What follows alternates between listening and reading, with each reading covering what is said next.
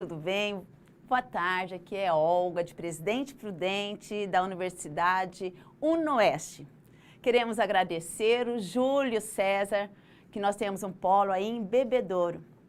E nós temos esse privilégio de estar socializando com vocês os desafios. Quais são os desafios e as possibilidades perante essa situação que estamos vivendo, perante o coronavírus 19. E o coronavírus, ele está sendo um grande professor nosso, pelo menos para mim, e eu acredito que para você também.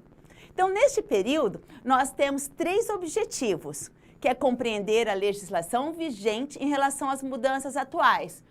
Cumprimento de 800 horas, é obrigatório, não vai ser mais obrigatório, como está a educação infantil? Apresentar possibilidade de desenvolvimento das atividades. E agora, e essas atividades? Como faremos? Como já estamos fazendo? Porque nós, educadores, somos protagonistas. E como diz Nova, o que nós não podemos deixar acontecer é que os nossos alunos, que as nossas crianças, que nossos adolescentes, que nossos adultos, que os estudantes do nosso Brasil se sintam desamparados. Nós precisamos acolher. Nós estamos, sim, com distanciamento, mas é físico. E não emocional, e não de almas. Reconhecer as emoções inconscientes e relacioná-las com sentimentos conscientes, ressignificando esse momento.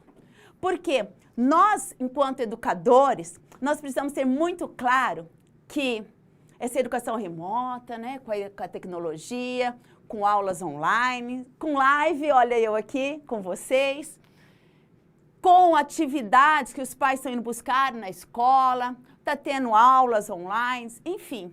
Mas nada disso tem sentido se não for você, professor, se não for a tua alma, o teu desejo de mudar a sociedade, de acreditar numa educação transformadora.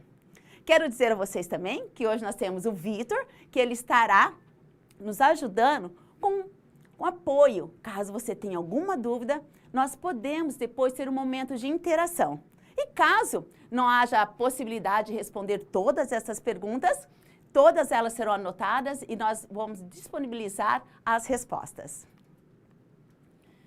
E o coronavírus? Se a gente parar e pensar, há 11 anos nós tivemos um problema da influenza, H1N1. Também tivemos que suspender as aulas e passamos. Nós temos um agravante agora. Qual é o agravante? Que nós estamos terminando agora, né, o verão e vamos para o inverno. E por que está acontecendo toda essa paralisação, suspensão de aulas? Tantas pessoas aí com estresse? Nós precisamos saber que não existe bem maior do que a vida de um ser humano. Então agora nós precisamos pensar que o que é mais importante é a sua vida, é a vida dos teus filhos, é a vida dos meus pais, são as vidas das pessoas que têm problemas coronários, diabetes, as pessoas fragilizadas. E nós precisamos, todos juntos, da educação. A gente vê tantas, né, coletivas da economia, da saúde. Sim, eles são importantes, muito importantes. Mas nós, da educação, que carregamos o nosso país. E nós precisamos estar atentos, porque a natureza vem gritando faz tempo. E quanto que nós, enquanto escola, estamos cuidando nessa formação dessas crianças, desses jovens, nas universidades. E a gente vem ignorando. Vamos olhar para as possibilidades perante tudo isso. Quantas vezes vocês já ouviram que nós estamos vivendo um momento de guerra? Quantas vezes nós, quando dezembro, 31 de dezembro, a China tinha dito já sobre isso. Em janeiro, nós vimos imagens sobre isso. Quantos de nós falamos com a nossa família e falamos, nossa, parece guerra, não tem ninguém nas ruas. E olha os alimentos. E nós temos agora que usar uma expressão que ela já era usada, né, na época da Guerra Fria. Depois, na década de 80, ela veio, que é a questão do VUCA. O que é o VUCA? Ser volátil. Saber viver com a incerteza. Saber viver com a complexidade e saber viver com a ambiguidade. agora, mais do que nunca nós precisamos estar atento a isso.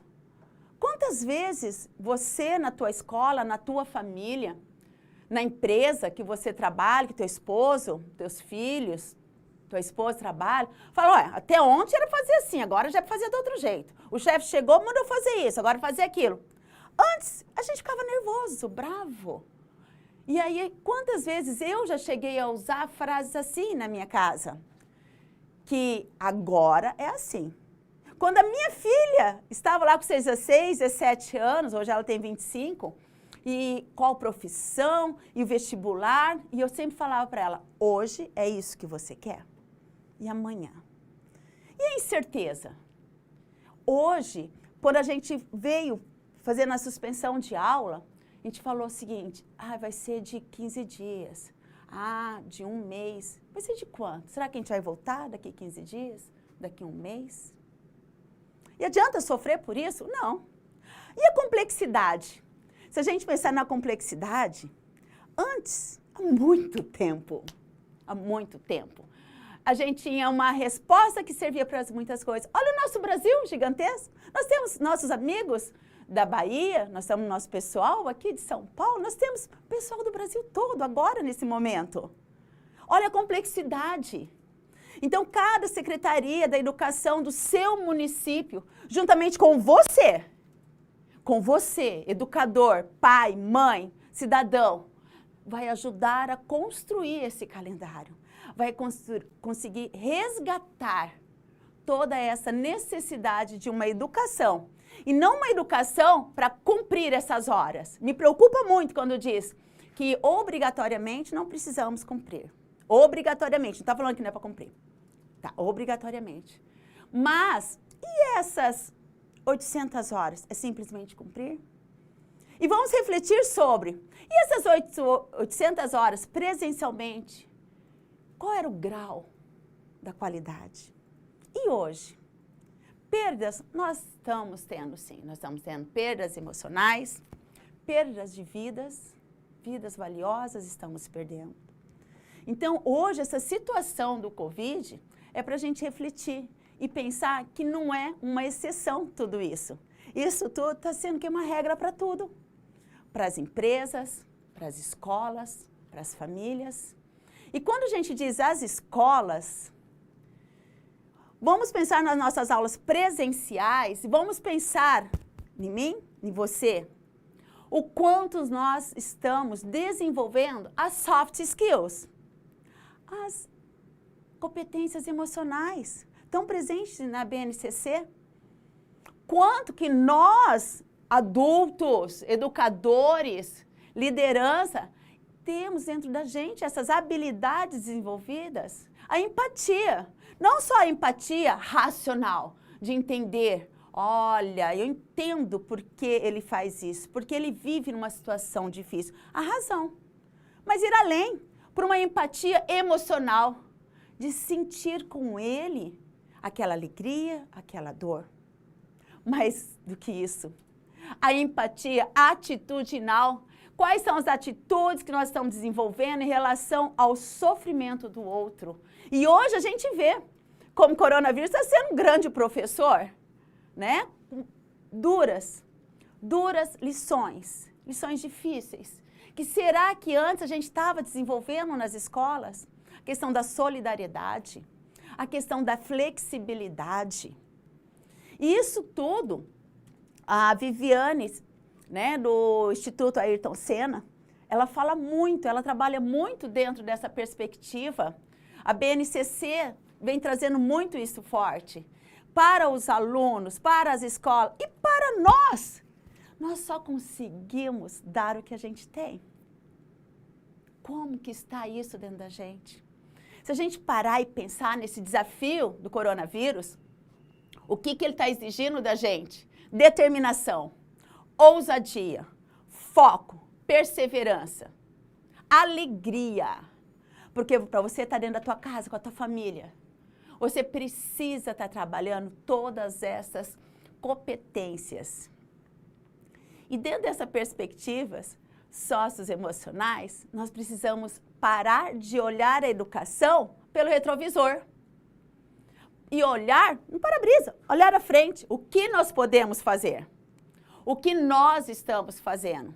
E aí nós temos que parar e pensar, eu ou nós? A questão do certo ou do errado, razão ou emoção, capitalismo ou natureza. A gente precisa de romper com esse binário. Então, muitas vezes, olha, quanto tempo nós já ouvir isso, que estar certo na hora errada é estar errado. Estar certo no lugar errado é estar errado.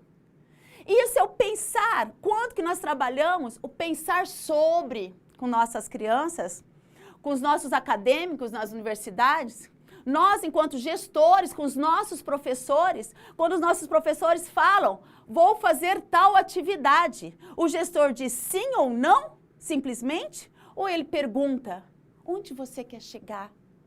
O que você quer atingir com essa atividade? Então, a questão não é do sim ou do não, a questão é, qual é a tua intenção, professor? O quanto os nossos alunos vão aprender. Dentro dessa perspectiva, nós vamos para a questão da legislação. 800 horas sem os 200 dias letivos. A LDB autoriza. Ela autoriza essas atividades à distância, que hoje, fazendo aí várias leituras, participando de alguns cenários, nós vemos que nós temos por rádio, televisão, nós temos também situações que os pais estão indo até a escola buscar essas atividades impressas. Então, nós temos várias formas de fazer valer essas 800 horas. Mais uma vez, eu venho de dizer, 800 horas com qualidade. Não pensando em simplesmente cumpri-la. E a questão da pré-escola, da educação infantil?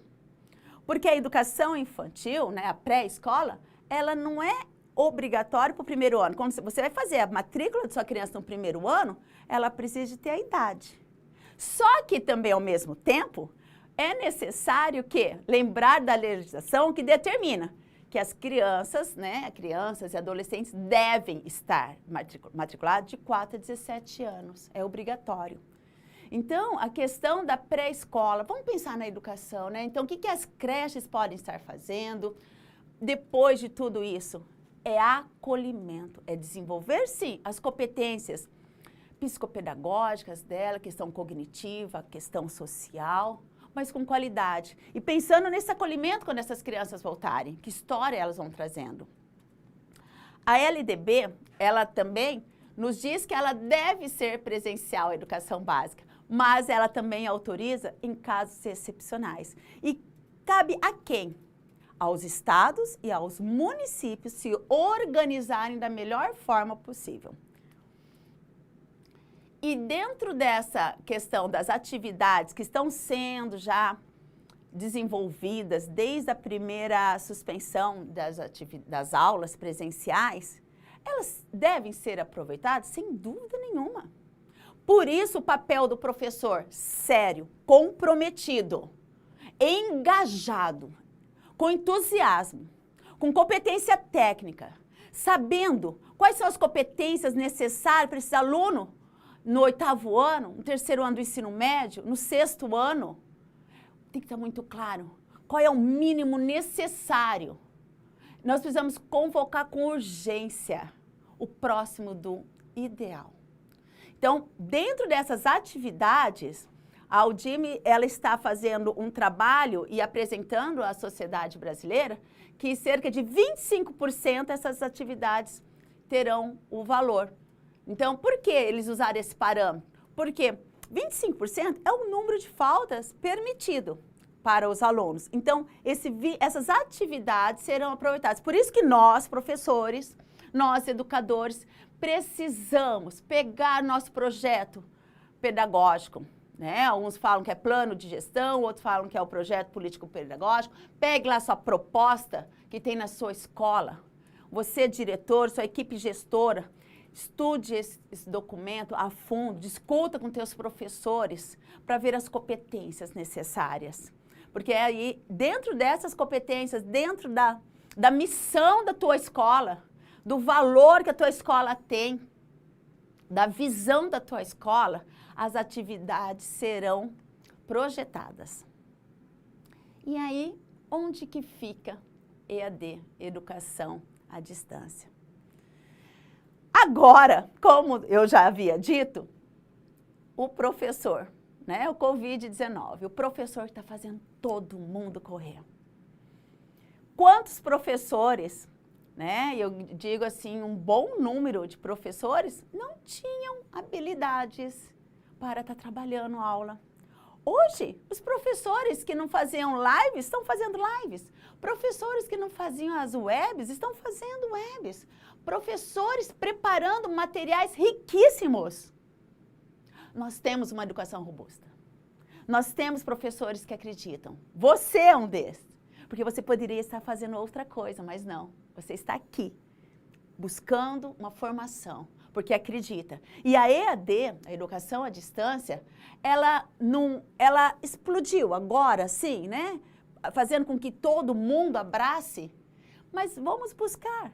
Ela já vem há muito tempo. E dentro da educação básica também, nas universidades, educação híbrida, que é uma porcentagem EAD e outra porcentagem presencial. Mas precisamos ter uma clareza que existe a metodologia, a forma de ensinar no presencial, a forma de ensinar no EAD. Existem, porque são modalidades. Então, o que eu faço no presencial é diferente do que eu estou fazendo no EAD. E eu, quando foi aqui no início da live, tinha uma poltrona linda para mim. E eu falei assim, eu sou professora presencial. E eu gosto de andar, eu gosto de interagir. Por isso que eu disse, coloquem suas perguntas. Porque existe a metodologia, a forma de ensinar de cada um. Então, e o EAD vai ser uma forma para que eu, Olga, para que você, educador, você, como multiplicador dessa sociedade, use para se preparar. Quantos cursos online gratuitos? O mundo está se mobilizando para ajudar a mim e a você. O investimento que nós estamos precisando ter agora é um investimento de tempo, de foco, de disciplina. É isso que a educação precisa. É isso que nós precisamos desenvolver nos alunos. Foco, disciplina, perseverança. Sem essa aqui, ai, não deu certo, ai, vou fazer carinha feia, ai, agora eu vou empurrar. Será que a gente desenvolve isso nos nossos alunos? Será que nós temos isso desenvolvido em nós mesmos? E é imprescindível que a educação à distância, que atinge milhões, ela esteja de uma forma acessível, porque ela é democrática, e a participação na capacitação em nível superior. Dentro dessa perspectiva de educação à distância, que as atividades estão sendo feitas, a carga horária, como eu já havia dito, vai ser questão de 25%. Mas como eu vou fazer isso? Como eu vou avaliar? Bom, você tem que pensar assim. Você preparou uma atividade e essa atividade estaria relativa à sua aula de 50 minutos? Você desenvolveria essa atividade em 50 minutos? Porque você precisa tomar cuidado assim. Eu tenho 4 aulas de matemática e aí eu mando uma atividade?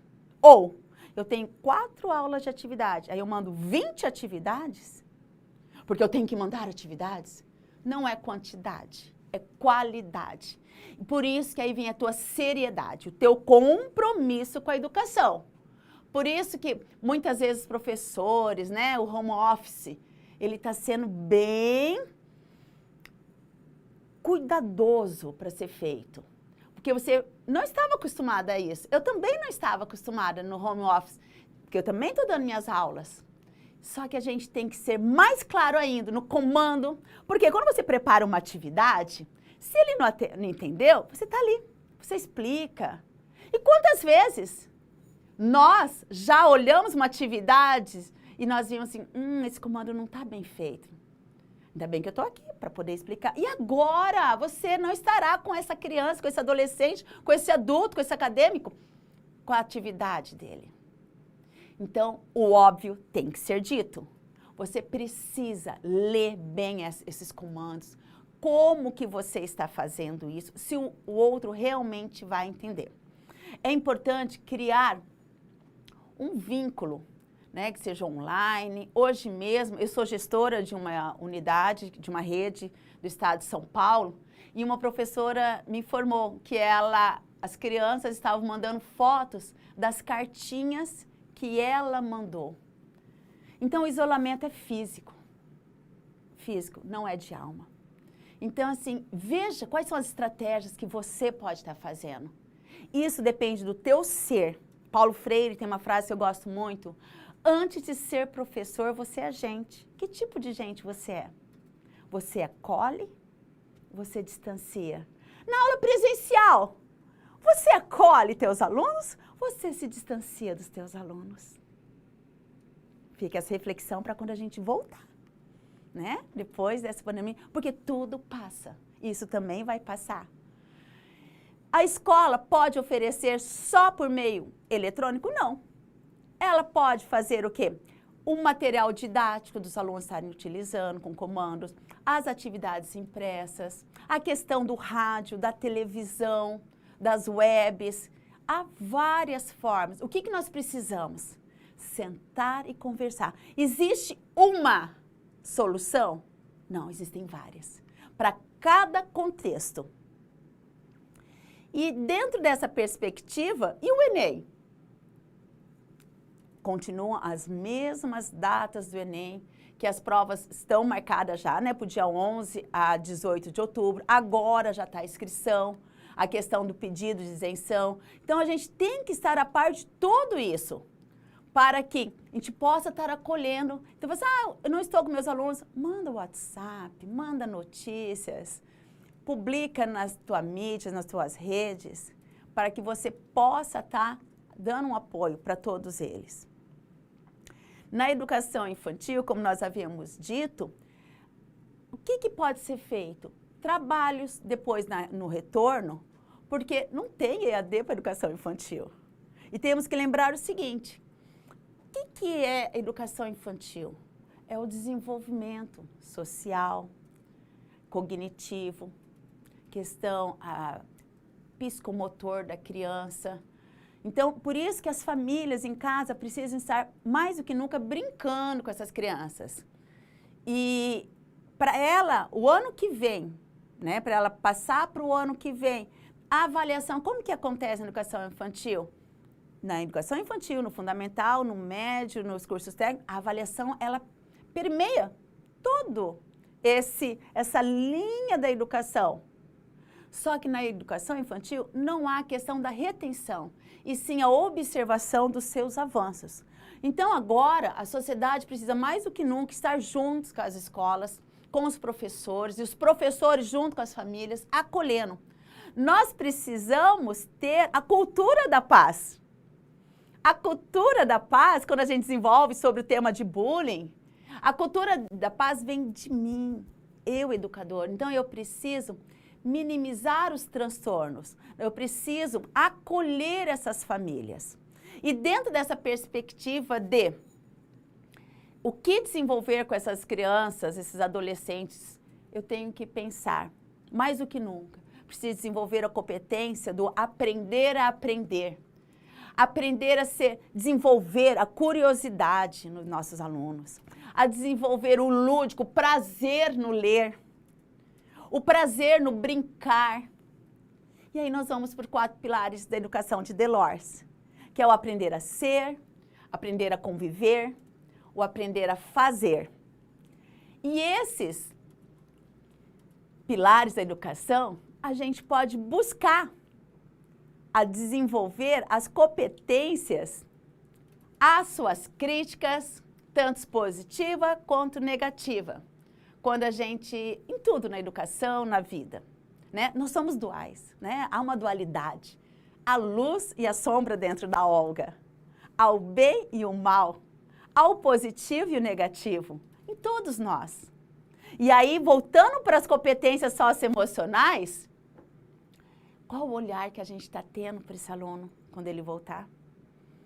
Ele vai ter uma história de vida, você vai ter uma história de vida, eu vou ter uma história de vida. O que eu passei nesses dias, o que meus alunos passaram. E nós precisamos pensar nas competências, não ficar presa a conteúdos. Quantos conteúdos, meus queridos, vocês e eu, que foram despejados na nossa vida, que nós não lembramos, não sabemos, mas nós temos algumas competências que, como compreender, analisar, resolver problemas, avaliar, relacionar, analisar. Essas são algumas competências que elas fazem parte da taxonomia de Bloom, que nós utilizamos no processo de ensino e aprendizagem a partir do momento que eu tenho clara concepção de avaliação. Há muitos questionamentos sobre como que eu vou avaliar meus alunos. E a minha pergunta é, não é como você vai avaliar teus alunos, é o que é avaliação para você? Avaliação é produto ou avaliação é processo? A avaliação é uma forma que avalia o aluno e o professor e caminhamos juntos. A avaliação é uma forma que nos dá indicadores, onde eu preciso fazer com que o meu aluno aprenda mais e que eu melhore também. O meu foco é na avaliação na dimensão somativa ou é na formativa? Se eu tenho foco na avaliação formativa, na dimensão da avaliação formativa, o processo, se o processo tem leveza, com firmeza, que sejamos leves, que sejamos firmes, mas que não sejamos apenas firmes, sejamos firmes sem perder a leveza em todo o processo da educação e da vida também. Então, nós temos a questão do conhecimento, e aí no conhecimento nós temos umas competências, por exemplo, de definir, recortar, identificar, mostrar, calcular. E que produtos você pode dar como atividade? Você pode como análise de rótulos, de fatos, de definições. Nós podemos pensar também na taxonomia, quando a gente pensa na aplicação. Aplicação do quê? Do que ele aprendeu. A questão da competência dele investigar, dele relatar, dele conectar informações. E qual vai ser o produto disso tudo? Podemos ter gráficos, podemos ter categorias, podemos ter questionários, podemos ter o produto de resumo. E aí são as atividades. Pense agora, quando a gente falar, na síntese. Quantos de nós temos a dificuldade de fazer a síntese? Então, nós precisamos desenvolver a síntese na questão da comunicação, e a comunicação escrita e também oral. Quando a gente fala oral, gente, olhem os jovens, os youtubers. Olha que tarefa fantástica para você dar. Então, você vai desenvolver atividades para ele desenvolver a competência de inferir, de criar, de construir, de projetar. E quais serão esses produtos? Pode ser um poema, pode ser solução de um problema, solução de uma fórmula, de um programa, de criar um produto para resolver. Olha aqui os cientistas agora. Olha a responsabilidade nossa de educadores. Olha os cientistas lá, e eles passaram, e eles estão nas universidades. A importância da ciência, da pesquisa. Então, como é importante desenvolvermos essa curiosidade no nosso aluno. A busca, a curiosidade e a pesquisa. Uma outra dimensão da taxonomia, nós temos também a questão da avaliação. Como que a gente trabalha a questão do julgamento, do aluno ler um texto, uma atividade dele julgar o caminho na matemática, na física. Há vários, olha só, a questão racional dos 4 pilares, quando a gente fala aprender a conhecer, quando no exercício de matemática, a gente fala para o aluno, tem que ser desse jeito. Não, ele não pode julgar uma outra forma de fazer? Será que a gente dá essa possibilidade? E aí ele dá uma oportunidade dele argumentar, por que sim, por que não? Ele poder interpretar, para ele poder discutir, para ele julgar, para ele poder escolher, fazer escolhas. Saber fazer escolhas e colher as suas escolhas e os seus resultados. E quais serão os produtos disso tudo? Pode ser a conclusão de um trabalho, um artigo de opinião, podemos fazer também um editorial. E por fim, a questão da compreensão. A compreensão da interpretação, da extrapolação. E você pode trabalhar as competências como descrever, resumir, interpretar. E qual vai ser o produto? Uma descrição de uma imagem, a explicação de uma notícia, de exercícios, seja de qual área for. Então, que fique claro para nós que a gente consiga pegar dentro do conteúdo que você quer, qual é a competência que você quer nesse conteúdo? O que é importante para o aluno? E partindo daí, você vai estar desenvolvendo as competências e as habilidades dos alunos. E antes de abrir para as dúvidas, né? Eu quero falar com vocês sobre emoções e sentimento. Muitas vezes agora, né, mais do que nunca, a gente mistura muito a emoção e o sentimento. E eu costumo falar muito assim, se eu esbarrar, imagine que você está com um copo de água na mão nesse momento, e eu esbarro em você. E aí o que vai derramar? Água, isso. Tinha água no teu copo. Molhou, caiu água. Mas pense comigo, se no teu copo tivesse um refrigerante, ia ser refrigerante. Se no teu copo tivesse café, óbvio, café, lembra que o óbvio tem que ser dito. Então a gente derrama, a gente dá aquilo que tem. E a gente precisa nos conhecermos, nós precisamos saber quem é cada um de nós. Precisamos conhecer as emoções que passam no teu coração e no meu, para podermos lidar com essa elaboração de competências e habilidades para cumprir esses dias letivos, essas horas, né? Porque os dias letivos não são obrigatórios mais. Como lidar com essa educação remota?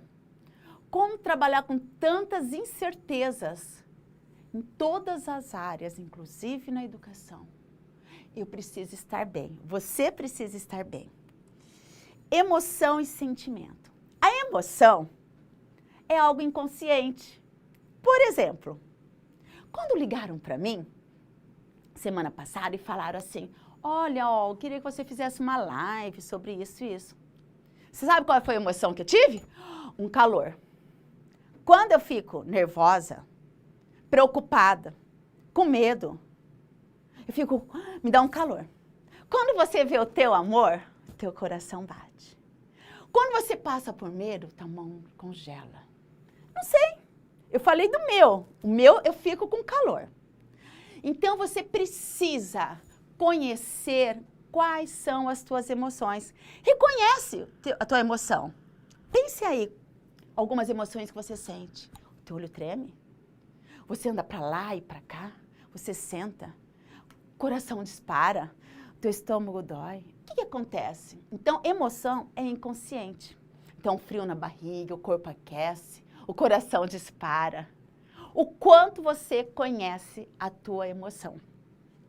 Por que é importante isso? Porque é a partir daí que você vai conseguir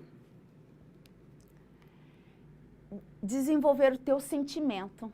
Porque o sentimento, ele é consciente. Hoje, muitas coisas eu tive que fazer. E aí teve uma hora que eu senti algo apertado no meu coração. Muito apertado de manhã. E aí eu falei, que sentimento é esse, né? Porque a emoção é um coração apertado. E que sentimento é esse? Aí eu fiquei pensando, peraí. É alegria, é raiva, é medo, é tristeza? Ou é afeto? Presta atenção. Se eu falar que eu tô com raiva, lembra, a raiva, ela paralisa, ela nos dá má conduta. Porque eu podia falar assim, tô com raiva, porque eu tenho que fazer tanta coisa, ela me pediram fazer isso. Tá. Agora, se for alegria, Você fala assim, não, eu estou alegre, porque eu posso fazer muitas coisas. É uma conquista. Ou é afeto? Porque eu fazendo tudo isso, eu estou me aproximando, estou me conectando com as pessoas. Ou essa minha emoção é de medo. Aí eu quero fugir, quero me esconder. Ou é de tristeza? E se for tristeza, é porque eu perdi alguma coisa. E eu pensei, perdi alguma coisa? E aí, dentro das minhas emoções, eu preferi ficar com da alegria. Então, por quê? O sentimento, ele é consciente. Então, lembre-se disso. A alegria, pensa, é uma conquista. É o que te faz feliz. O afeto são proximidades, pessoas conectadas. É ouvir sem julgamento. Vamos parar de julgar? Deixa. Deixa, porque muitas vezes a gente fala assim, o outro tinha que me respeitar. Ok, é o outro que tinha que te respeitar e você respeita. Ok, o outro tinha que limpar tal coisa. É o outro que tinha que limpar, não é você. Então, o afeto, ele trabalha a proximidade. A raiva, ele trava o cérebro e dá má conduta. E para isso, a hora que você perceber que essa emoção de raiva está chegando em você, inspira, expira, respira. E aí, se você estiver ainda com muita raiva, cerre as mãos e faz sai raiva, sai raiva. Porque lembre que toda vez que você teve raiva, algo de bom não aconteceu. Raiva não é bom. Então, trabalhe esse sentimento dentro de você. Imagine você com teus alunos. Eu faço atendimentos com professores, com pais, e eles falam, eu pergunto, mas por que você agiu assim? Porque eu estava com raiva. E eu pergunto ainda, você faria diferente hoje? Ah, faria, Olga. Jamais teria dito aquilo, jamais teria feito aquilo. Raiva não faz bem, nem para você e nem para o outro. O sentimento medo. O medo, você tem que pensar que é positivo, porque ele te impede a correr grandes riscos. Só que cuidado, se o teu medo é real, irreal. Se é real, a gente resolve. O irreal não vai acontecer. Então, para de mimimi. Ai, peraí, esse medo é real? Vamos ver a consequência? Pode, não pode? Ai, eu não sei como vou cumprir essas 800 horas. Sabe sim, eu já disse como que é para cumprir. Você vai pegar as competências, você vai pegar as atividades, você vai preparar bem, você vai dar o melhor teu, você vai trabalhar ou com rádio, ou com a televisão, ou com atividades físicas, ou com web. Para, respira. E a tristeza? A tristeza é a perda. Então, tem hora que a gente fala assim, ai, tô triste. Será que você tá triste? Ou será que tá com raiva? Ou será que você tá com medo? A tristeza é perda. Então, hoje de manhã eu fiz esse exercício. Falei, será que eu tô triste? Falei, não perdi nada, só tô ganhando, tô feliz, tô alegre. Hoje vou estar com um pessoal maravilhoso online, numa live. E eu deixo essa dica para vocês, para a gente conseguir resolver. E lembra, nós temos vários caminhos, vários caminhos. Agora eu vou deixar aberto para algumas perguntas, assim que vocês tiverem, e à disposição para assim darmos continuidade, se for o caso.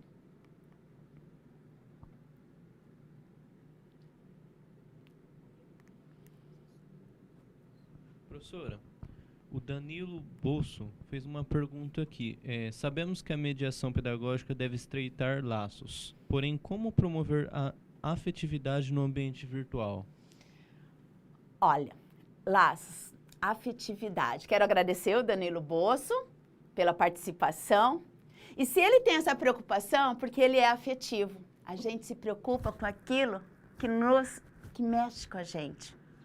A gente pode mandar mensagem de WhatsApp, a gente pode mandar no Facebook, a gente pode mandar, mais importante ainda, gente, é o feedback das atividades. Dá um retorno para esses alunos, como que eles estão indo, dizendo quanto você se importa com eles, dizendo que tudo isso vai passar, que nós estamos aqui, qual é a dúvida que você tem, e eu estou à sua disposição. Professora, a Rita Oliveira também fez uma pergunta. Que orientação dar para as famílias que alegarem não ter condições de acessar as aulas virtuais? Muito bem. Então, a gente tem que... Lembra que nós temos várias soluções, nós não temos só um remédio. Então, nós precisamos pensar o seguinte. Nova diz, o que nós não podemos é abandonar. Nós precisamos de acolher. Então, a família, ela quando diz que não tem condição, então vamos lá. O que nós vamos fazer com isso? Nós vamos preparar as atividades físicas impressas e agendar um horário para essa família ir lá buscar essa atividade. Por isso, a importância dos comandos estarem bem claros. As competências, você tem que saber o que você realmente quer e o que realmente o aluno precisa. Ok, professor, o Júlio Santos também fez uma pergunta sobre a importância agora do momento da educação à distância nessa quarentena. Sem dúvida nenhuma. A educação à distância, ela está dando, assim, um apoio muito grande para nós, mas mais do que isso, é o quanto que nós, professores, estamos nos disponibilizando a aprender.